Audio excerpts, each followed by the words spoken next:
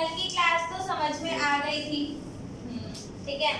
आज आप लोग डीएनए के साथ जितना फेमिलियर हो ना, ठीक है, इतना हम लोग, अगर मैं बात करूं तो आज ये कौन सा साल चल रहा है, 2023, राइट। करीब 95 इयर्स अगो, ओके, हमें डीएनए के बारे में इतना कुछ नहीं पता था, ठीक है। अब डीएनए के बारे में इतना कुछ नहीं पता था, ढूंढना भी था, राइट। आप लोगों ने नॉवेल पढ़ी है वो वाली, द इनविजिबल मैन? पढ़ी है। उसमें वो कौन होता है, वो जो इनविजिबल मैन होता है, क्या नाम होता है उसका? क्या नाम था उसका? ग्रिफिन कुछ करके था। चलो ओके, ठीक है, कुछ भी था। बच्चे अब हमारा जो टॉपिक आएगा that is search for genetic material. आप ऐसा भी बोल सकते हो इसको कि इट वाज अ कॉन्टेस्ट, ठीक है, जिसमें ये था कि कौन बनेगा जेनेटिक मटेरियल, कौन बनेगा जेनेटिक मटेरियल। ये इस टाइप की सी रेस थी, इस टाइप का था कुछ था, ठीक है। अब जेनेटिक मटेरियल बनना किसको है, ठीक है। तो सबसे पहला जो एक्सपेरिमेंट किया गया था वो किसने किया था? फ्रेडरिक ग्रिफिथ ने किया था, ठीक है। फ्रेडरिक ग्रिफिथ ने एक्सपेरिमेंट ये कब किया था? 1928 में। 1928 में फ्रेडरिक ग्रिफिथ ने कुछ एक्सपेरिमेंट किया था। कौन से बैक्टीरिया पे किया था? स्ट्रेप्टोकोकस निमोनिया, स्ट्रेप्टोकोकस निमोनिया पे करा था। 1928 में किया था, यानी कि आज से अराउंड 95 इयर्स अगो, ठीक है। इसका एक्सपेरिमेंट बहुत औसम था, बहुत ज़्यादा औसम था, ठीक है। स्ट्रेप्टोकोकस निमोनिया की अगर आप बात करोगे तो ये वो बैक्टीरिया है जो निमोनिया कॉज करता है। ये क्या करता है? निमोनिया मालूम है ना, बच्चों को निमोनिया हो जाता है, ठीक है। तो स्ट्रेप्टोकोकस निमोनिया वो बैक्टीरिया है जो निमोनिया कॉज करता है, यानी कि अगर आपके अंदर डाल दिया जाएगा तो you will be sick, okay. अब हम हैं, ठीक है। आपके पास चूहे भी होते हैं, right. Rat is also mammal. आपको पता है कोई भी एक्सपेरिमेंट जब किए जाते हैं तो ह्यूमंस पे करने से पहले वो लोग किसी एनिमल पे कर लेते हैं, क्योंकि अगर उनके लिए वो सेफ होता है तो हमारे लिए भी सेफ ही होगा, और अगर उनके लिए सेफ नहीं है तो हमारे लिए भी सेफ नहीं होगा, ठीक है। अब हुआ क्या कि स्ट्रेप्टोकोकस निमोनिया जो था आपका, ठीक है, तो यू हैड अ बैक्टीरिया,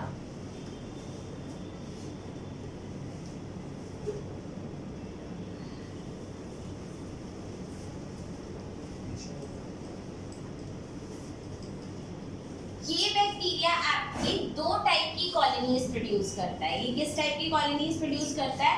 दो टाइप की कॉलोनीज प्रोड्यूस करता है। एक है आपकी रफ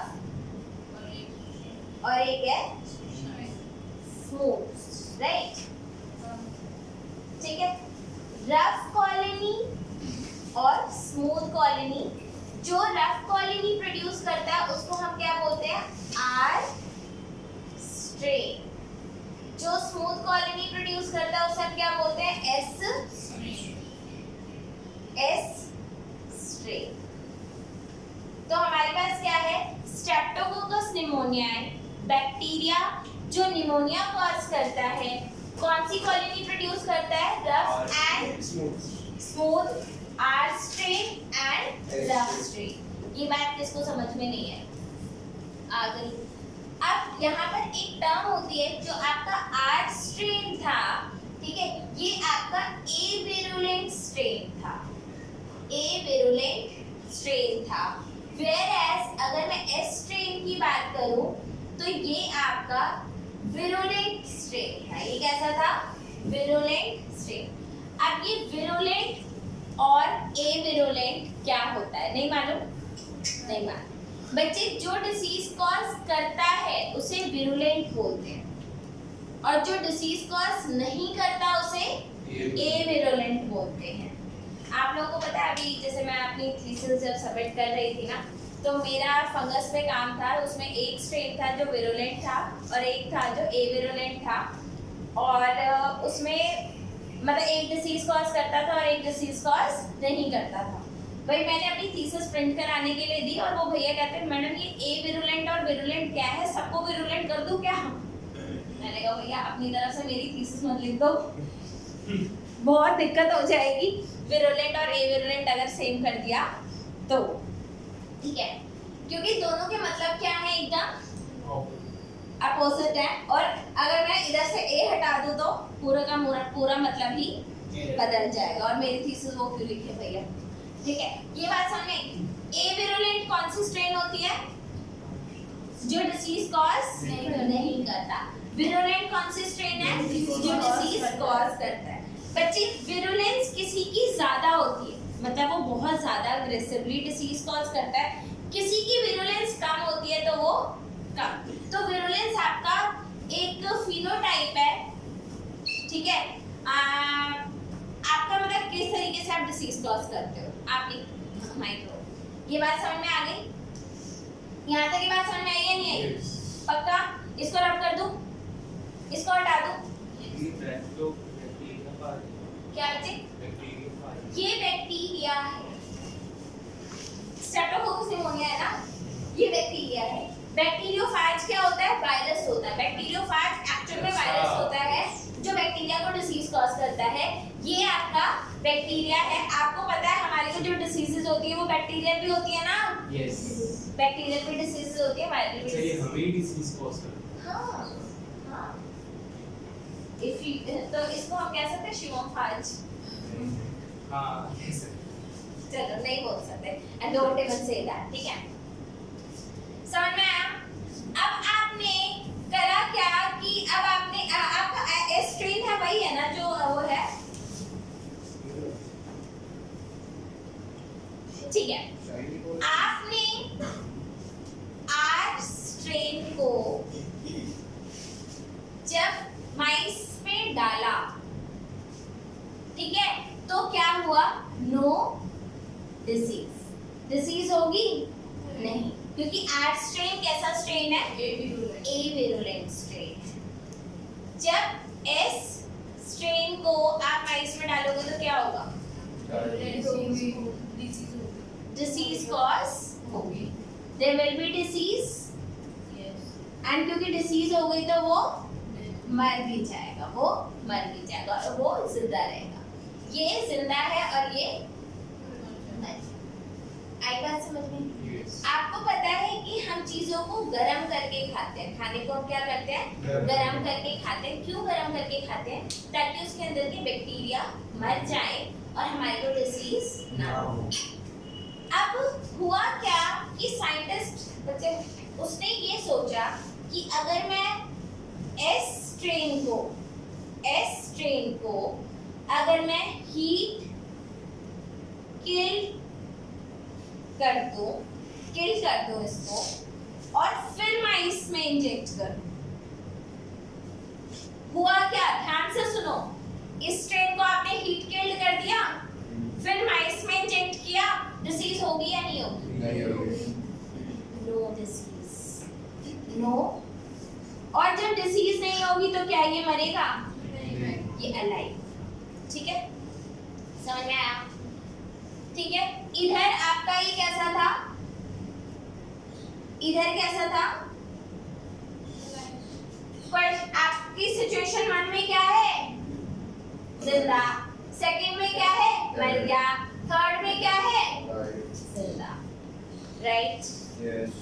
अब उस साइंटिस्ट के दिमाग में एक बात और आई, खुराफाती तो दिमाग होता ही है साइंटिस्ट का, है ना? उसने क्या किया कि R strain plus heat killed S strain को दोनों को मिक्स करके माइस में इंजेक्ट किया। अब बताओ क्या आउटकम होगा? क्या आउटकम होना चाहिए? होना चाहिए, कुछ नहीं होगा।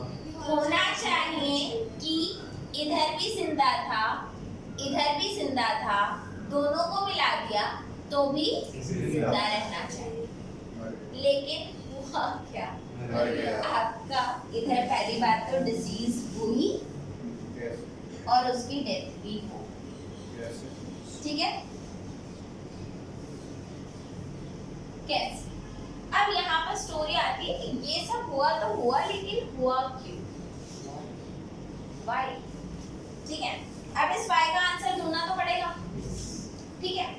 और मजे की बात क्या थी यहाँ पे, प्लीज ध्यान दो, प्लीज सुन लो इस कहानी को।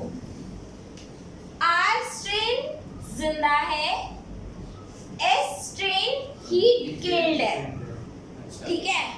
माइस में इंजेक्ट किया, माइस मर गया, वो मर गया। अब है बच्चे, आर स्ट्रेन क्या है? जिंदा है। एस स्ट्रेन क्या है? मरा हुआ है। दोनों को एक साथ इंजेक्ट किया तो क्या हुआ? मर गया। मर गया। अब साइंटिस्ट इतने पे नहीं रुकते, बिकॉज अभी भी उसका दिमाग में क्वेश्चन ये चल रहा था कि व्हाई दिस हैपेंड।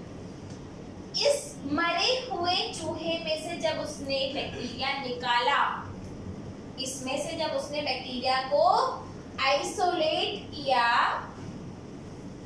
तो उसको लाइव एस स्ट्रेन मिला, एस स्ट्रेन मिला, जिंदा। डाला कैसा था? मरा हुआ। और मिला क्या? जिंदा। ऐसे कैसे? ऐसे कैसे? ये कैसे जिंदा हो गया? समझ में आ रही है? अभी तक मेरे को एक बात बताओ, अभी बात समझ में आई, मतलब एक्सपेरिमेंट समझ में आया कि नहीं आया? दीदी आइसोलेट मतलब बच्चे, जैसे मान लो अगर कोई मरा हुआ भी है ना, तो आप उसमें से बैक्टीरिया को कल्चर कर सकते हो, आपको पता चल जाएगा कि कौन सा बैक्टीरिया, ठीक है? तो जब उसने आइसोलेट किया तो उसको जिंदा एस स्ट्रेन मिला, लेकिन वो तो हमने कैसे डाला था? मरा हुआ डाला था, तो वो जिंदा कैसे होगा? पता नहीं मालूम, ठीक है?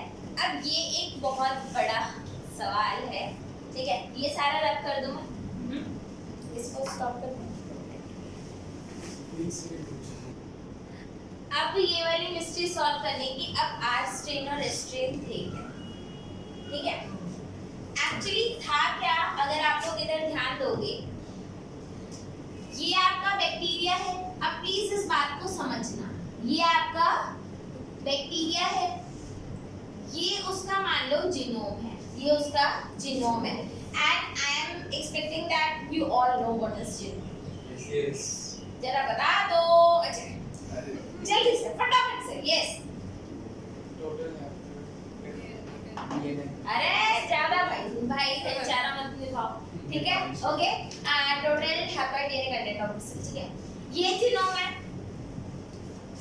ये आपका बैक्टीरिया है और ये उसका जीनोम है, ठीक है? एक बात याद रखना, स्ट्रेन का मतलब ये होता है कि ओवरऑल सिमिलर है, बस थोड़े से ही डिफरेंसेस हैं, ओवरऑल वैसे सेम है। अब हुआ क्या, इसके अंदर एक ऐसा रीजन प्रेजेंट था, इसके अंदर एक ऐसा रीजन प्रेजेंट था जिसकी वजह से ये वाला स्ट्रेन कैसा था, ये इसके विरुलेंस जीन्स थे। ये क्या थे? Virulence gene. तो जिसमें विरुलेंस जीन है उन्हें क्या बोलेंगे? S strain. और वो कौन सा स्ट्रेन है? R strain. और ये आर स्ट्रेन क्यों है बच्चे?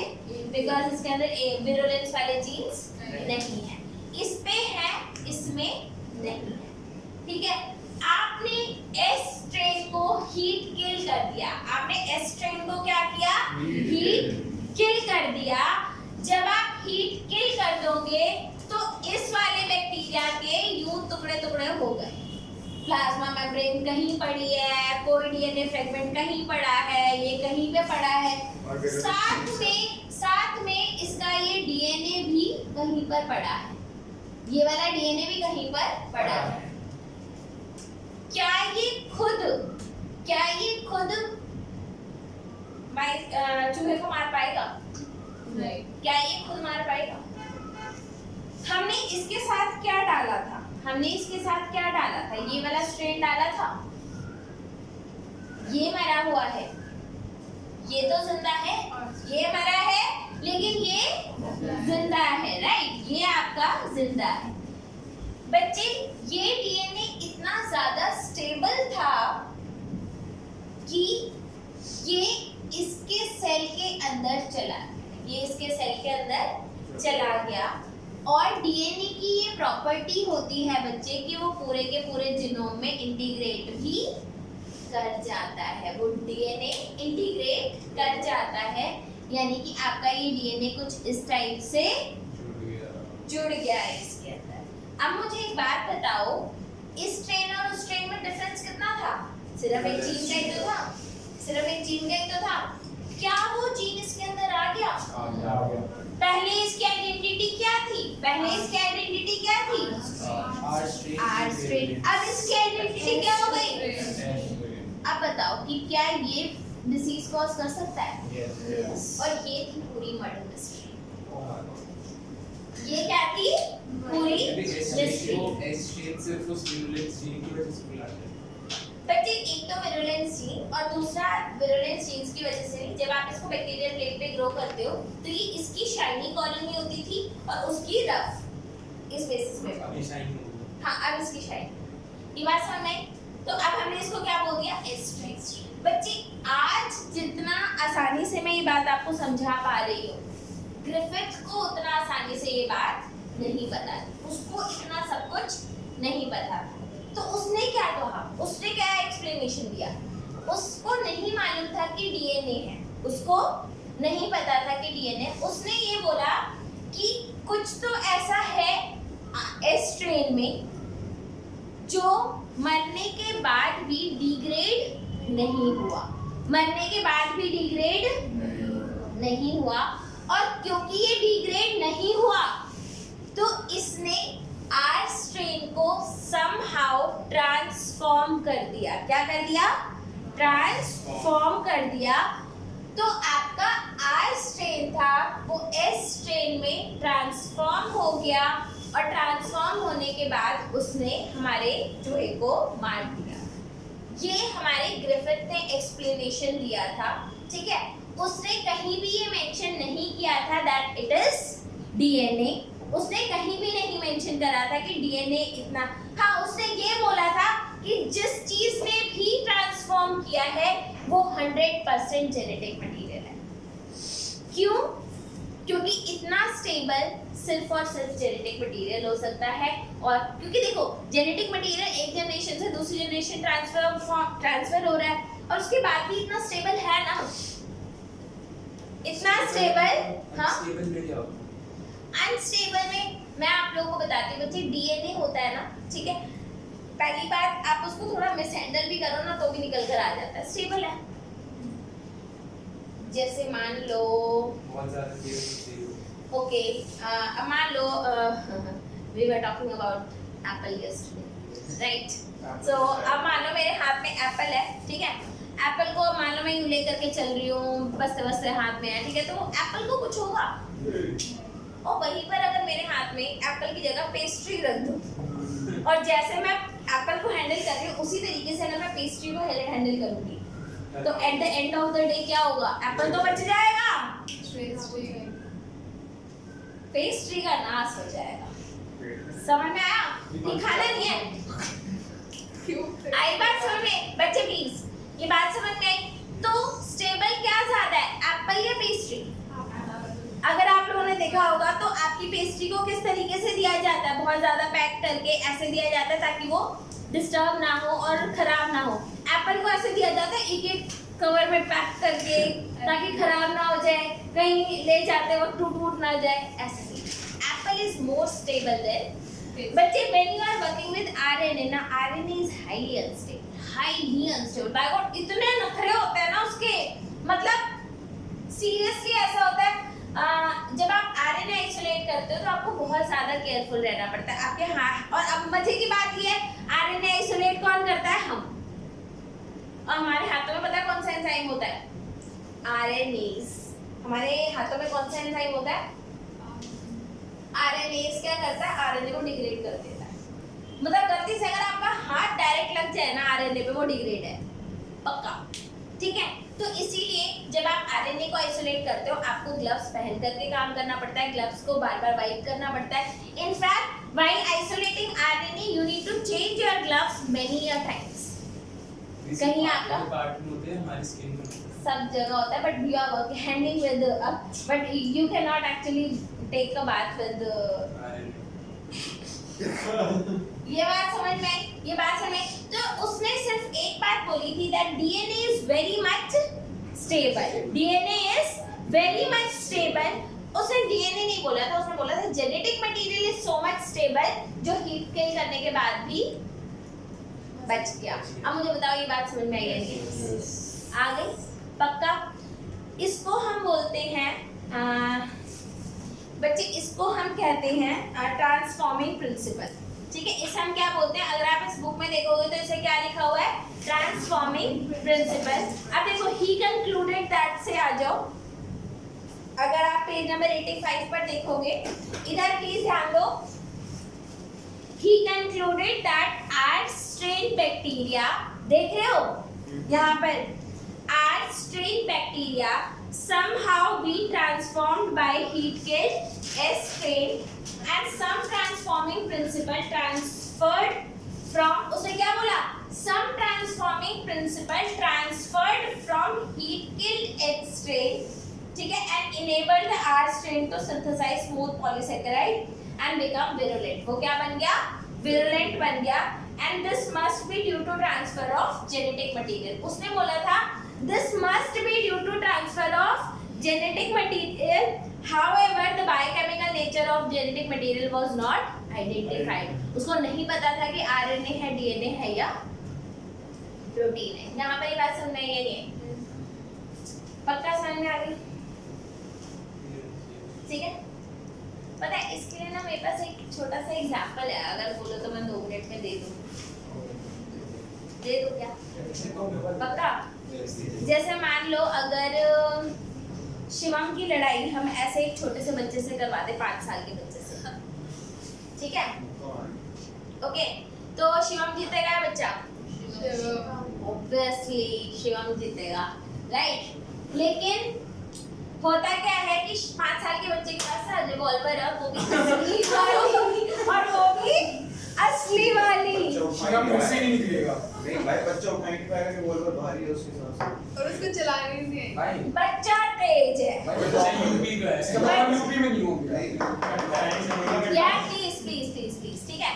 बच्चे के हाथ में रिवॉल्वर है, ठीक है? तो जैसे ही मैं बच्चे के हाथ में रिवॉल्वर दे करके शिवम से लड़ाई करवाऊंगी तो क्या शिवम लड़ेगा? पहली बात तो बच्चा है, सर की ऑलरेडी है।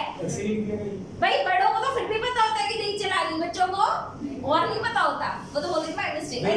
इनफैक्ट अगर उन्होंने मार भी दिया ना, अगर उन्होंने मार भी दिया तो जुवेनाइल कोर्ट में जाएंगे, उनको तो एडल्ट कोर्ट में लेके भी नहीं जाएंगे, सुधार गृह में भेजेंगे।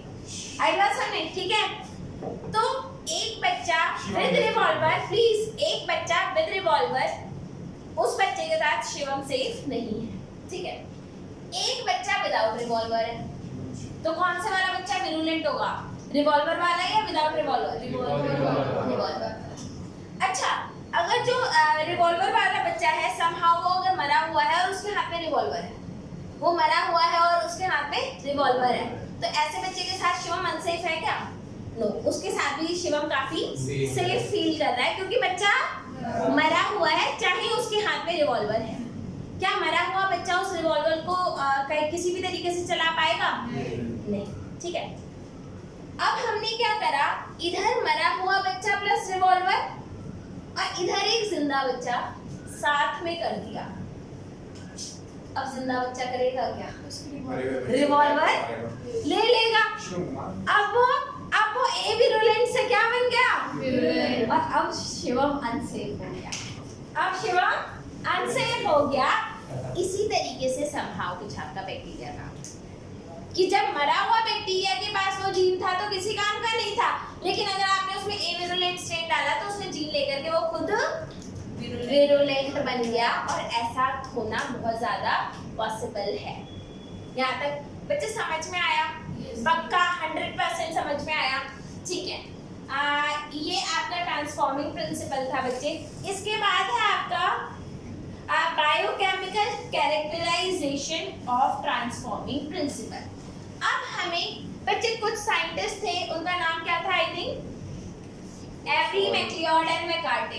ठीक है, इनका नाम क्या था? एवरी। अच्छा, इस साइंटिस्ट का प्लीज नाम याद रखना, फ्रेडरिक ग्रिफिथ। इसका नाम क्या है? Frederick Griffith. और बच्चे इसको ग्रिफिथ्स ट्रांसफॉर्मिंग प्रिंसिपल बोलते हैं, और 1928 में ये एक्सपेरिमेंट कर पाना बच्चे बहुत बड़ी बात। 1928 में ये एक्सपेरिमेंट कर पाना बहुत बड़ी बात थी बच्चे। आप तो 2023 में भी नहीं कर सकते, राइट? इसमें तो इंजेक्शन ही तो डालना है बच्चे, इतना दिमाग भी लगाना था, एक्सपेरिमेंट कर सकते हैं इतना। अबे यार, मजदूर थोड़े चाहिए, साइंटिस्ट चाहिए हमें। आई बात समझ में? तो फ्रेडरिक ग्रिफिथ ने ये जो 1928 में एक्सपेरिमेंट किया था, बहुत अमेजिंग एक्सपेरिमेंट था, and in fact overall design, execution plus जो उसने कंक्लूड किया, एवरीथिंग वाज अमेजिंग, राइट? लेकिन हाँ, उसने कोई भी डायरेक्ट एविडेंस नहीं दिया था कि डीएनए है, आरएनए है या फिर प्रोटीन है। ये बात समझ में आई या नहीं आई? आगे बात समझ में? आगे बढ़े? ठीक है, okay. Biochemical characterisation of transforming principle. ठीक है, ओके। अब अगर मैं आपको बता दूं बच्चे कि जेनेटिक मटेरियल के लिए कौन कौन 3 कैंडिडेट्स तो हमारे पास थे कि जेनेटिक मटेरियल कॉन्टेक्स्ट में किसने पार्टिसिपेट किया था? जेनेटिक मटेरियल किसने पार्टिसिपेट किया था? डीएनए ने, आरएनए ने और प्रोटीन ने। इन तीनों ने पार्टिसिपेट किया था कि नहीं किया था? ठीक है, अब इन तीनों में से जीतेगा कौन? ठीक है, लेट अस सी कौन जीतेगा। ठीक है, अब हमें पता है, उस टाइम पर नहीं पता था। अब 3 साइंटिस्ट थे, एवरी, मैक्लियोड, ठीक है, एंड मैकार्टे। ठीक है, तो ये 3, और हमेशा याद रखना साइंटिस्ट को उनके सरनेम से याद करते हैं। ओके, उनका फर्स्ट नेम अगर आपको नहीं भी पता होगा देन इट्स आल्सो फाइन। अब यहाँ पर क्या है, इन तीनों साइंटिस्ट ने एस स्ट्रेन में से, S heat killed, S strain में से एक तरफ आइसोलेट किया प्रोटीन, या फिर आप ये कह सकते हो कि इन्होंने पूरा का पूरा जो भी उसका मिक्सचर था वो आइसोलेट कर दिया था। इन्होंने क्या क्या आइसोलेट किया था?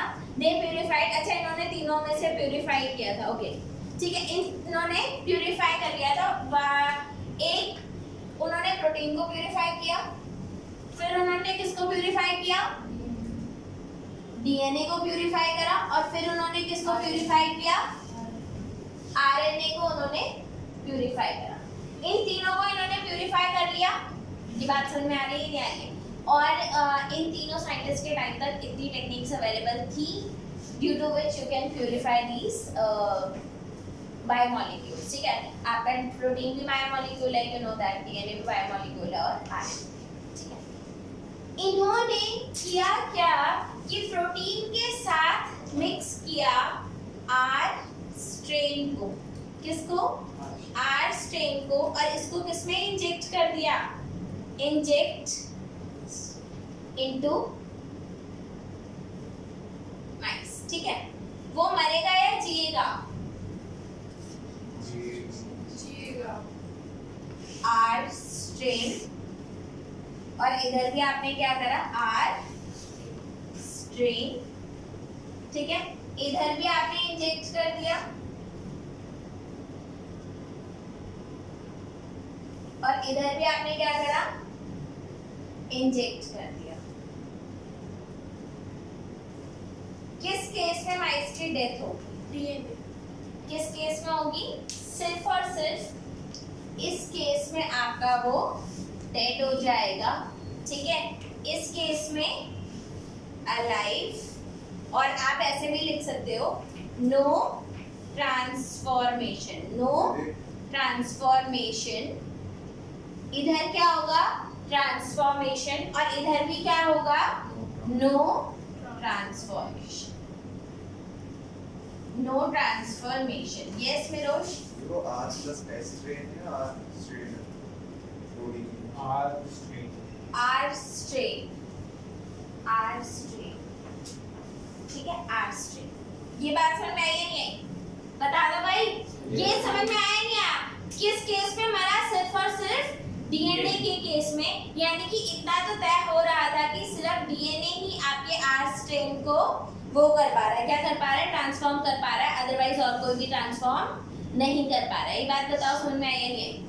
यहाँ से क्या आपको एक इनडायरेक्ट एविडेंस मिल गया कि हाँ वो जेनेटिक मटेरियल है, लेकिन ये भी क्या है आपका? Indirect evidence. यहाँ से हम लोगों को क्या मिला था? Indirect evidence that DNA is genetic material. लेकिन बच्चे एक बात याद रखना कि साइंटिस्ट इतनी जल्दी बात को नहीं मान जाते, साइंटिस्ट इतनी जल्दी बात को नहीं मानते। They want same thing to be proved through different methods. ये बात समझ में आया? आगे मैं और कराऊं या पहले पॉज लें? Pause। Break, pause। ठीक है, थोड़ा सा पॉज लेते हैं। अब बच्चे एक बात याद रखना, 3 एंजाइम्स होते हैं, प्लीज यहाँ पे ध्यान दो। एक होता है RNase, एक होता है DNase, और एक होता है Protease। प्रोटीएज, ठीक है, प्रोटीएज। सो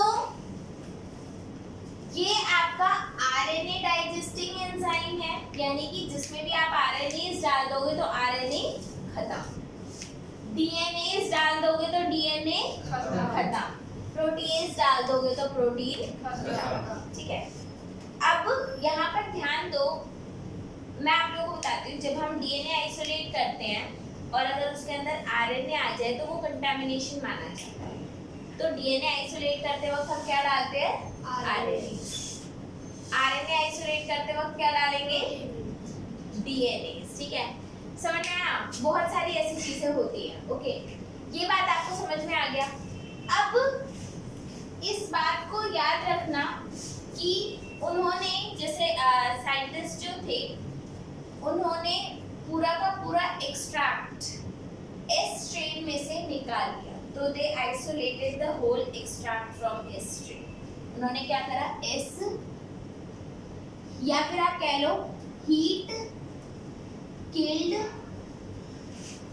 एस स्ट्रेन में ये पूरा एक्सट्रैक्ट है जिसमें इसके अंदर क्या क्या होगा? डीएनए भी होगा, आरएनए भी होगा एंड प्रोटीन भी होगा, ठीक है।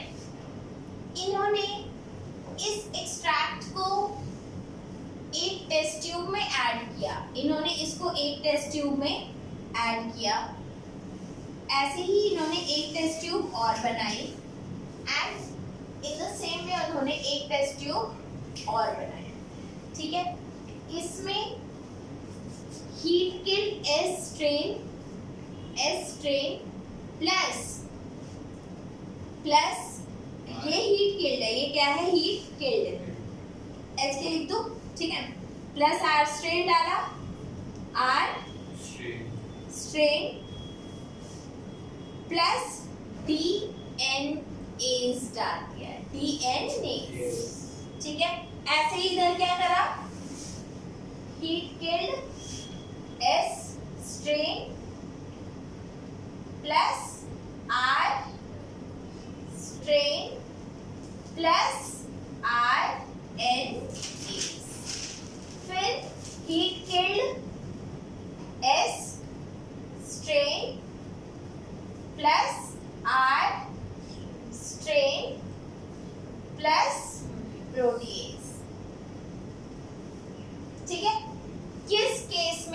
ट्रांसफॉर्मेशन होगा। क्या इधर ट्रांसफॉर्मेशन होगा? No, no transformation. इसका मतलब आप लोगों को ये भी एक इनडायरेक्ट एविडेंस मिला कि डीएनए ही ट्रांसफॉर्म हो रहा था। फिर इधर क्या होगा? इन दोनों में क्या होगा? होगी ट्रांसफर। ट्रांसफॉर्मेशन दोनों में ही होगा। बताओ ये बात समझ में आई है नहीं? आगे ठीक है। तो इन दोनों के केस में ट्रांसफॉर्मेशन हो रहा है, उधर नहीं हो रहा है।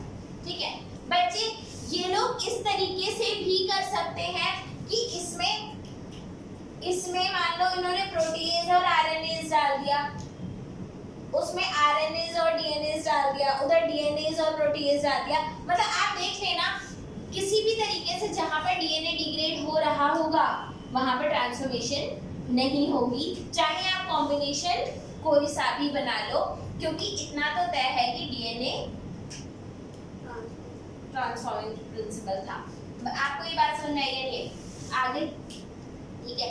लेकिन यहाँ पर एक चीज और याद रखना कि ये सारा का सारा इनडायरेक्ट एविडेंस थे। अभी तक भी हमारे पास कोई डायरेक्ट एविडेंस नहीं था कि डीएनए ही जेनेटिक मटेरियल है। ठीक है, ऐसा करते करते करते करते हमारे पास जो समय आ गया वो था 1956। मतलब 1956 आ गया, 1956 आ गया। इंडिया आजाद हो गया। आज तक हमें नहीं पता कि डीएनए जेनेटिक मटेरियल है। आज तक मतलब इंडिया की आजादी के टाइम पर हमें नहीं पता था कि डीएनए ही जेनेटिक मटेरियल है। आई बात समझ में? ब्रिटिश तो कब तक है? एग्जैक्टली, हमारे तो डीएनए में ही था, हाँ। बस हमें पता नहीं था। आई बात समझ में? ठीक है, आगे बढ़े। ठीक है, इसको मैं हटाऊंगी। नहीं बच्चे, अब इसके बाद आपका एक्सपेरिमेंट हुआ था। मैंने आपको बताया कि ग्रिफिथ ने जो एक्सपेरिमेंट किया था वो एक्सपेरिमेंट हुआ था आपका 1928 में। ठीक है, 1928 में। ओके, अब जो आपका एक्सपेरिमेंट किया था ये Alfred Hershey and Martha chase ने किया था। 1952 का समय आ गया। सोचो, मतलब क्या बोलो, 28 से 52 आ गया। अभी तक हमें नहीं पता कि डीएनए जेनेटिक मटेरियल है। ठीक है, अब इन्होंने एक्सपेरिमेंट किया, ठीक है, बैक्टीरियोफाज पे। बैक्टीरियोफाज क्या है? वायरस जो causes living bacteria. ठीक है, it causes it is a virus. It is a virus that can infect to bacteria. ठीक है, तो ये आपका वायरस है that can infect to bacteria. आपको पता है कि वायरस जो होता है उसके पास दो कोटिंग होती है। वायरस के पास कितनी कोटिंग होती है? दो। ये उसका प्रोटीन है, ये उसका प्रोटीन है, और इसके अंदर जो होता है वो उसका जेनेटिक मटेरियल होता है। हमें ये पता है कि उसका जेनेटिक मटेरियल जो भी अंदर है वो क्या है? जेनेटिक मटेरियल है। डीएनए है या आरएनए? इस केस में डीएनए था, इस केस में ये क्या था? डीएनए। और ये बाहर क्या है? डीएनए को किससे लेबल कर सकते हैं हम? अच्छा, लेबल का मतलब क्या होता है? लेबल करने का मतलब क्या होता है? ताकि आप उसको आगे चल के रिकॉग्नाइज कर पाओ, आप उसको आगे चल के रिकॉग्नाइज कर पाओ। ठीक है, तो इसमें हम क्या करते हैं? रेडियो एक्टिव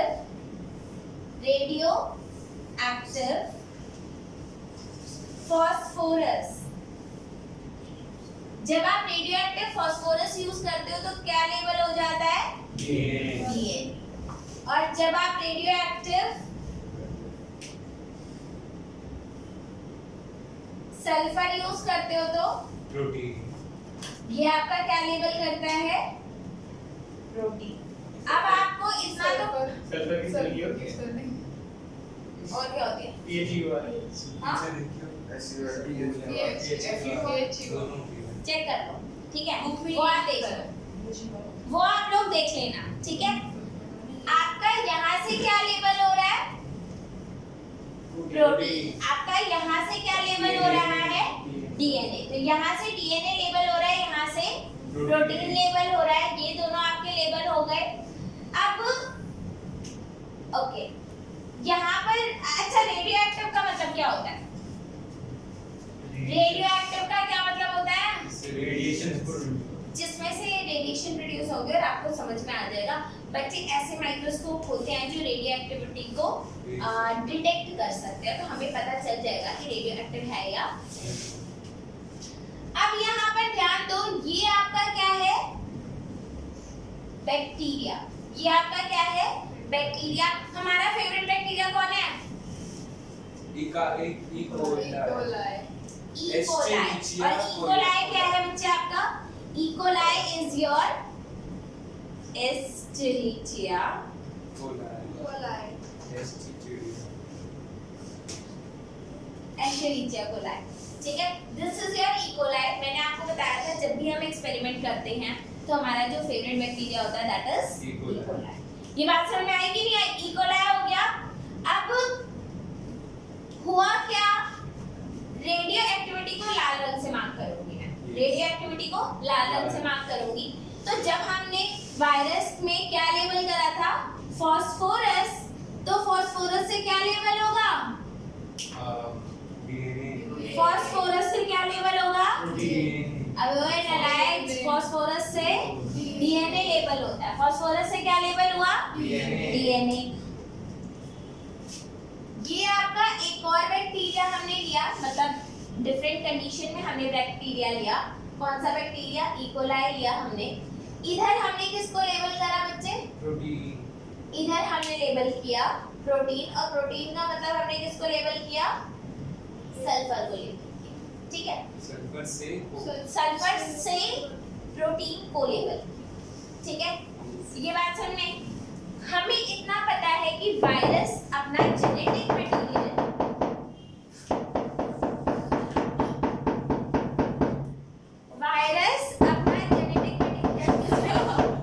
बहुत ज्यादा तेजी से काम कर रहा है, लेकिन अब ये ला रहा है।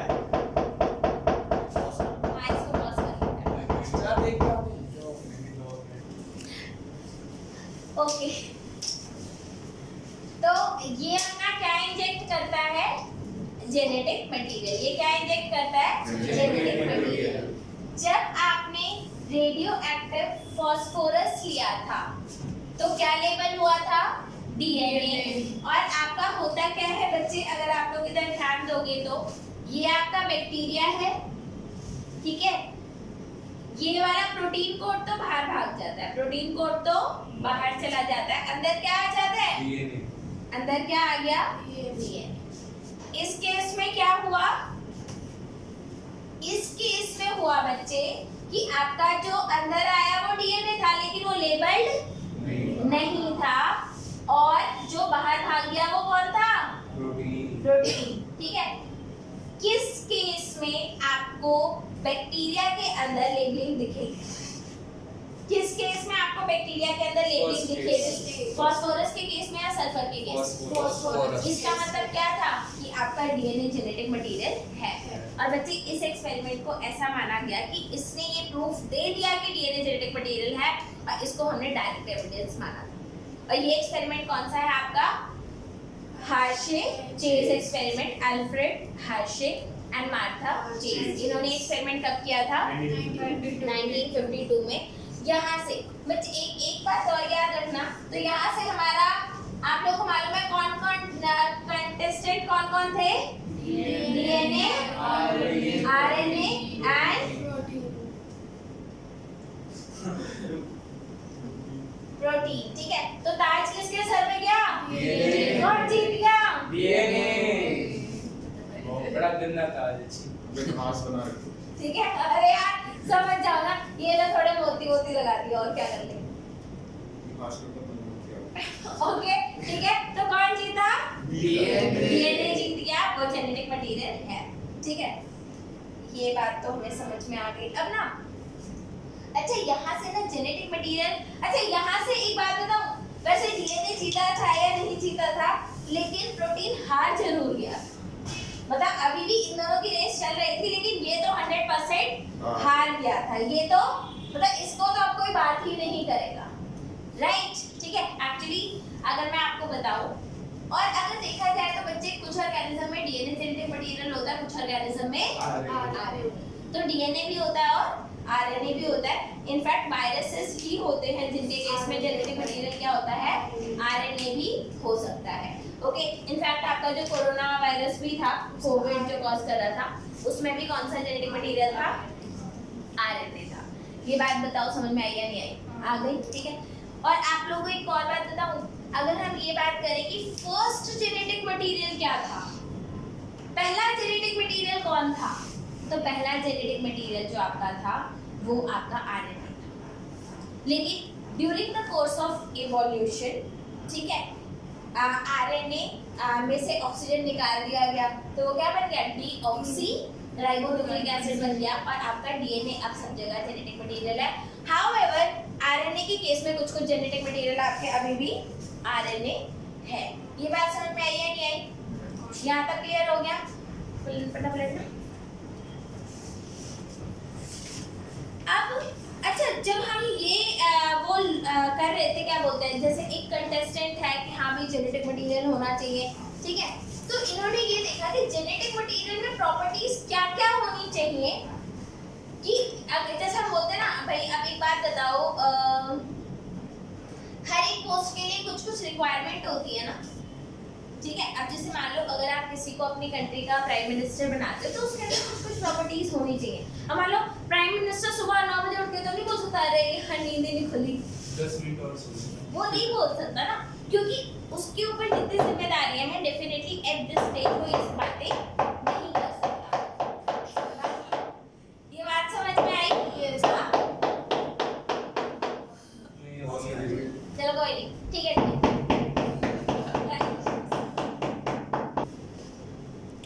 तो अब बच्चे जेनेटिक मटेरियल में कुछ ऐसी प्रॉपर्टीज थी या जेनेटिक मटेरियल वो प्रॉपर्टीज को फुलफिल करना चाहिए, ठीक है। सो इन्होंने दे रखा है, अगर हम बात करें, प्लीज यहाँ पे आ जाओ, प्रॉपर्टीज ऑफ जेनेटिक मटेरियल। अच्छा, यहाँ ऊपर वाले केस में इन्होंने हमें क्या बताया था कि देखो, मैंने ये तो बताया था कि प्रोटीन तो एकदम से हार गया, लेकिन अभी भी इन दोनों की रेस चल रही थी कि ये जेनेटिक मटेरियल लेंगे। तो अब इन्होंने बताया what are the properties of genetic material, DNA versus RNA. अब इन दोनों की लड़ाई होने वाली है। तो अब यहाँ पे आप देखोगे, from forgoing discussion it is clear that between protein versus DNA, protein versus DNA में कौन, अच्छा इस रेस में, इस वाली रेस में आरएनए तो पार्ट ही नहीं था, क्योंकि जेनेटिक मटेरियल डीएनए था और प्रोटीन कोड प्रोटीन था, ठीक है। तो इसीलिए आरएनए ने तो ये बोला भाई मैं तो था नहीं, वरना मैं जीत जाता। भाई आप सोच के देखो, ठीक है। तो बाद में ये हुआ कि चलो इन दोनों की अब रेस कराई जाती है, भाई ये तो हार चुका, ये हार चुका है, ठीक है। तो अब इन दोनों की रेस हो रही।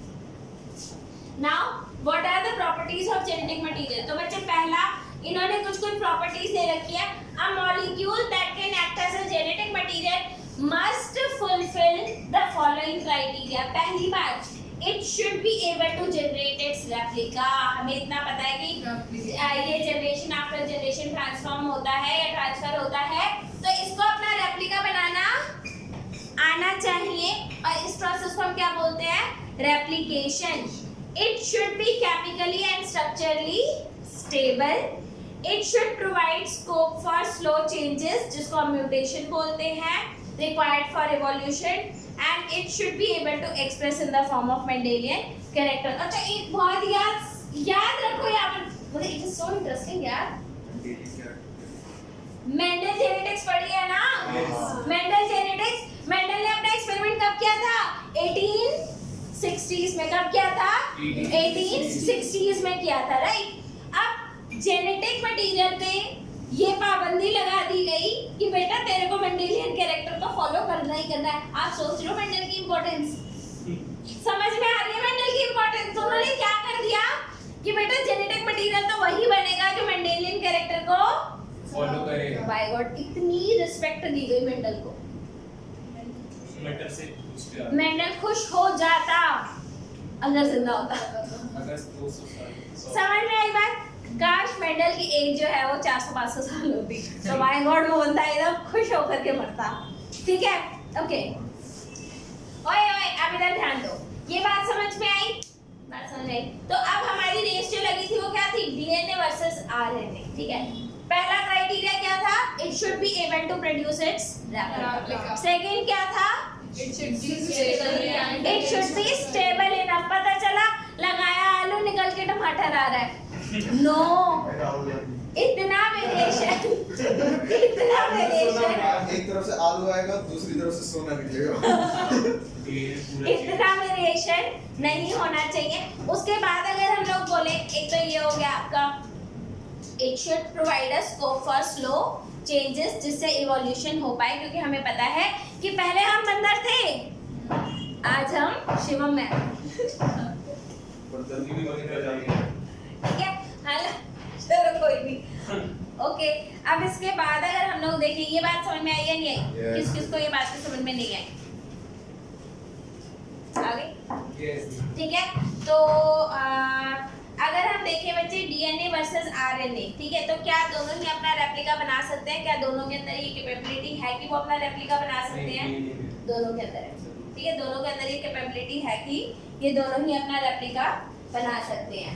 तो if one examine one by one, ठीक है, because of the rule of pairing and complementarity, both the nucleic acid DNA and RNA are able to make their replica.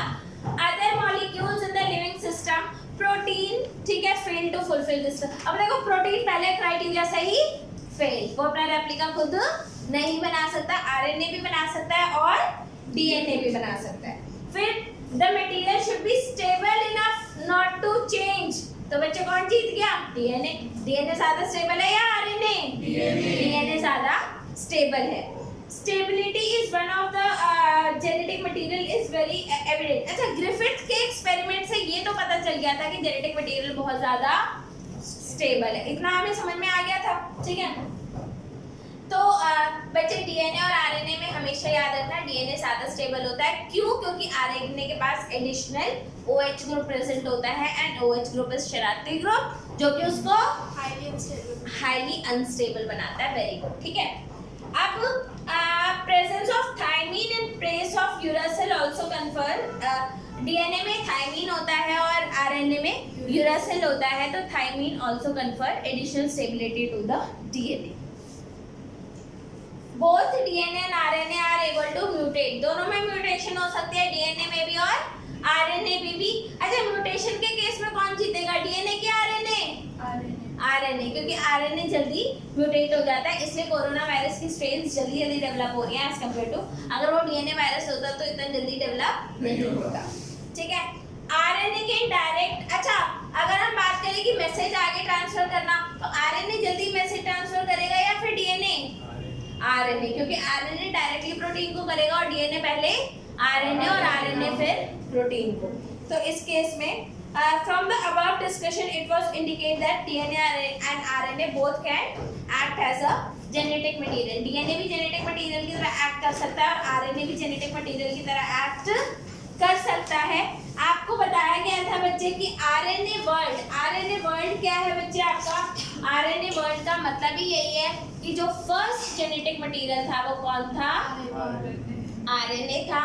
सारी की सारी मशीनरी, प्रोटीन सिंथेसिस, ये सारी चीजें कहाँ पर इवॉल्व हुई हैं? सब आरएनए के अराउंड ही हुई हैं।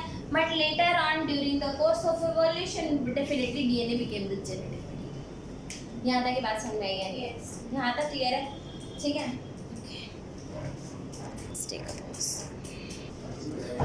अगला एंड बहुत ज्यादा इम्पोर्टेंट एक्सपेरिमेंट इस चैप्टर का, मेसेल्सन एंड स्टाल एक्सपेरिमेंट। अब पहली बात तो एक्सपेरिमेंट करने के लिए बचा क्या? हमें तो पता चल गया डीएनए जेनेटिक मटेरियल है, अब क्यों लड़ाइयाँ लड़ रहे हो? चुल है भाई, और साइंटिस्ट को ना बहुत बड़ी चीज है, ठीक है। तो अब हुआ क्या, आप लोगों को मालूम है कि there is a phenomena known as, what is the application? It is the process through which DNA produces its replica, ठीक है। अब यहाँ पे लड़ाई थी क्या, वो भी बता दूं आपको। आपको पता है ये डीएनए है,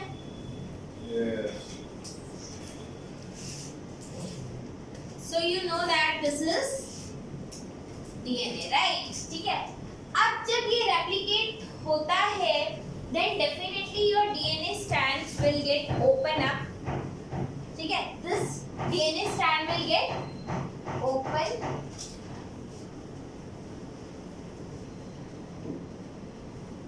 ठीक है? और ये दूसरा आपको पता है, अगर एक स्ट्रैंड बताओ तो दूसरा तो हम बना भी लेते हैं. ये प्रिडिक्ट नहीं करते, ये बना लेते हैं. ठीक है? ओके, तो ये कैसा बना लेंगे? ठीक है, और ये इस तरीके से बन गया. ठीक है, अब बात ये थी कि क्या ऐसा होता है कि ये ऐसे रहते हैं या फिर जो नए स्ट्रैंड बने वो दोनों एक साथ आ गए और जो पुराना स्ट्रैंड था वो दोनों एक साथ आ गए. ठीक है, एक तो ये मॉडल था कि जो नए वाले बनते हैं वो दोनों साथ में आ जाते हैं और जो पुराना बनता है वो अलग हो जाता है. मतलब आप ये समझो, पहले ही दोनों अलग हुए, दोनों ने अपना अपना स्ट्रैंड बनाया, फिर ये दोनों नए वाले एक साथ चले गए और पुराने वाले दोबारा से रिकम्बाइन कर गए. ठीक है, कुछ इस टाइप का सा था. आई बात समझ में? हाँ, इसको बोलते हैं हम कंजर्वेटिव. कंजर्वेटिव का मतलब क्या है बच्चे? कंजर्वेटिव का मतलब है कि पुराना वाला हमेशा एक कॉपी कंजर्व्ड रहेगी, उसे क्या बोलते हैं हम? कंजर्वेटिव. ठीक है, ये आपका पहला मॉडल था, ये आपका पहला मॉडल था. दूसरा मॉडल था आपका कि ये आपका डीएनए है,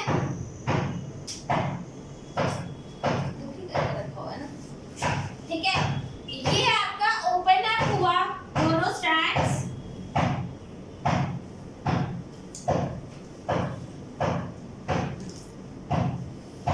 आपके दोनों स्ट्रैंड्स ओपन हो गए और आपके नए वाले स्ट्रैंड्स इधर बन गए, राइट?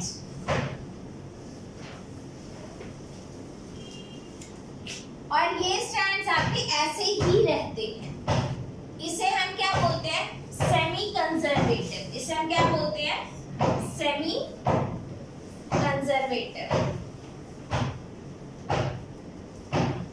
अब बच्चे, बातचीत ये चल रही थी कि डीएनए रेप्लिकेशन एक कंजर्वेटिव फिनोमेना है या फिर सेमी कंजर्वेटिव फिनोमेना है. इस बात पे बहस चल रही थी और ये चीज किसने सॉल्व करी थी? मेसेल्सन एंड स्टाल ने. ये चीज किसने सॉल्व करी थी? मेसेल्सन एंड स्टाल ने. कौन से ईयर में सॉल्व करा था इसको? 1958. तो पहला एक्सपेरिमेंट कब हुआ था? 1928. दूसरा एक्सपेरिमेंट कब हुआ था? 1952. और ये कब हुआ था? 1958. आई बात समझ में? ये तीनों एक्सपेरिमेंट आपके लिए बहुत ज्यादा इंपॉर्टेंट है, बहुत ज्यादा. आई बात समझ में? हटा दो इसे. ये तो मैंने आपको ये बताया कि बहस चल किस बात पे रही. अब सॉल्व कैसे हुई वो बात हम अभी करेंगे. मैं हटा रही हूँ इसको, ठीक है? ओके, शिवम डायरेक्ट कर देता है आराम से किसको मिटाना है और किसको छोड़ देना है. छोड़, इसे हटा दो, इसे पॉज ही कर दो. अब इधर देखो बच्चे, again in Meselson and stall. ठीक है, क्या नाम था इसका? पूरा नाम क्या था इसका? Matthew Meselson and Frederick Stahl. अभी यार कुछ कह रहा मत. ओके ओके ओके, ठीक है. अब देखो, इन्होंने लिया इकोलाई. इन्होंने क्या लिया? इकोलाई. ठीक है, इकोलाई मैंने आपको बताया था इजीली अवेलेबल बैक्टीरिया होता है. एंड इकोलाई के साथ सबसे ज्यादा काम इसलिए भी किया जाता है बच्चे क्योंकि ये हार्मलेस होता है. ये हार्मलेस होता है, मतलब अगर आपका गलती से हाथ पर पड़ भी गया ये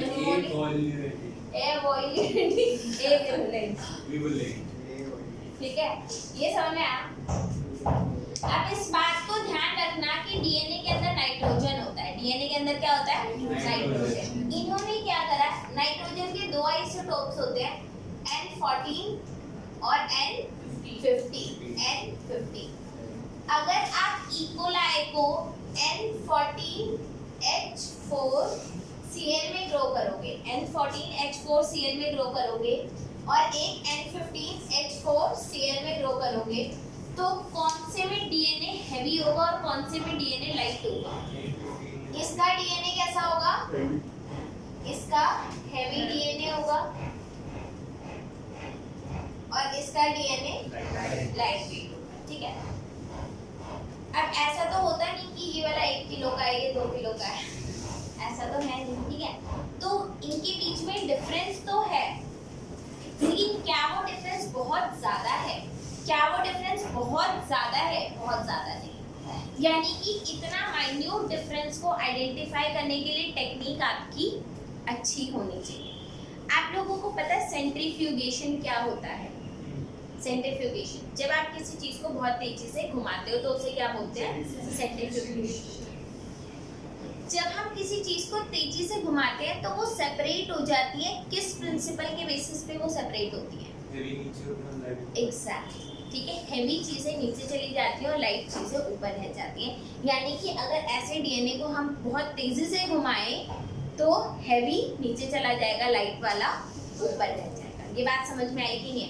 ये बात समझ में आ गई? तो ये बात अगर आप लोगों को समझ में आ गई है तो बच्चे यहाँ पे ना सेंट्रीफ्यूगेशन वैसा नहीं होता जैसे मतलब बहुत बड़ी मशीनों में तो करेंगे नहीं, because it is DNA. DNA की तो क्वांटिटी बहुत कम होती है। तो इधर एक स्पेशल सेंट्रीफ्यूगेशन होता है जिसको बोलते हैं सीजियम क्लोराइड डेंसिटी ग्रेडियंट। उसे हम क्या बोलते हैं?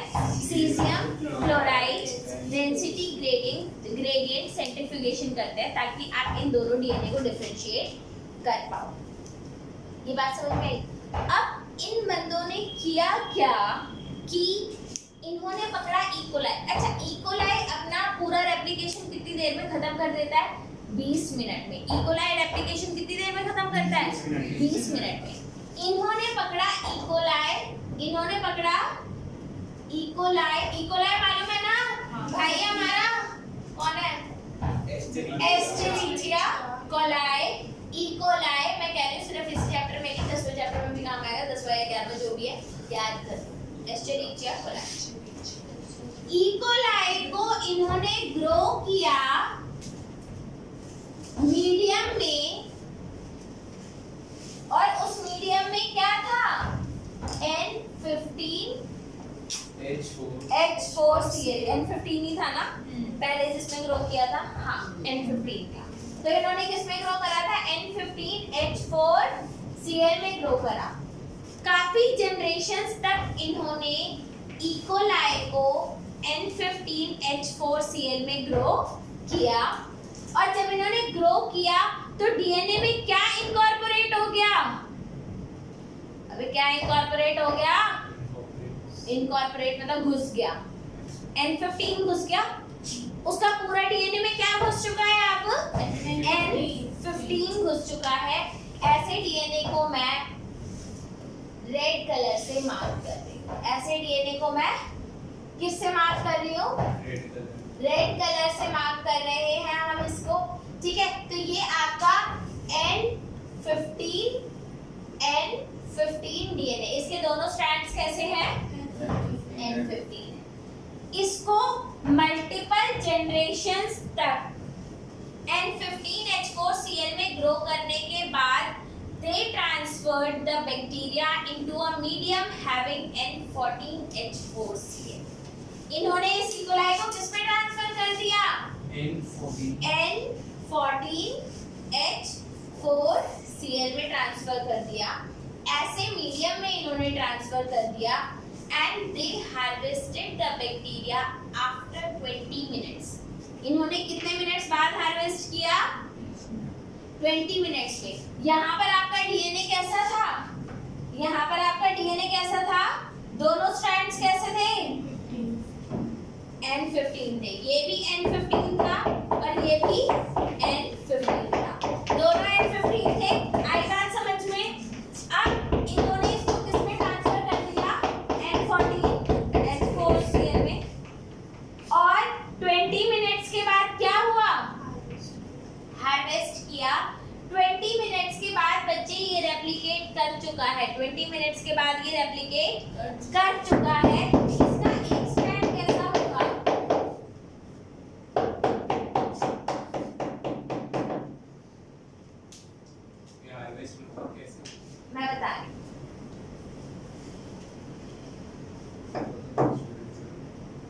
इसका एक स्ट्रैंड N15 है और एक स्ट्रैंड N14 ये बात समझ में आई या नहीं आई? ठीक है। इसके बाद हार्वेस्ट करने का मतलब होता है बच्चे कि बैक्टीरिया ग्रो कर रहा है, आपने उसमें से कुछ कल्चर को निकाल लिया और उसे सेंट्रीफ्यूज करके बैक्टीरिया को ले लिया और उसका caesium chloride density gradient centrifugation कर दिया। ठीक है, ये कब था बच्चे? After 20 minutes. अब इन्होंने फिर से आइसोलेट किया आफ्टर 40 मिनट्स। अब ये भी रेप्लिकेट और मीडियम सेम है कौन सा? N14। तो आपका ये वाला स्ट्रैंड भी ओपन अप हुआ।